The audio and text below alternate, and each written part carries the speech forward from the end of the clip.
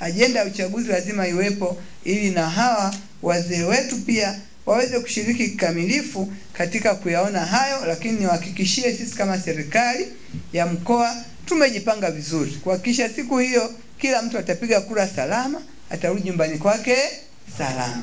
Mmeona kwa tumeweka zile kamera mmeona, hata mtakuwa mmesikia katika maendeleo yaliyotokea Dodoma ni uwekaji wa kamera za barabarani, CCTV zile. Sasa hivi hapa Dodoma ukitembea tukitaka kuangalia we barabara mtoka hapa chuo cha mipango, nani alipita pale, alipita sangapi, alifanya jambo gani, tunakuona tukiwa ofisini. Sasa ni maendeleo ya teknolojia.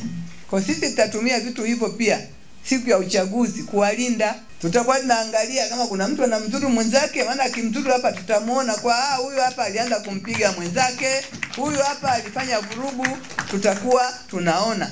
Kwa hiyo tumejipanga kabisa vizuri kwa mkoa wa Dodoma kwa sababu tunataka kuondoa hata uhalifu.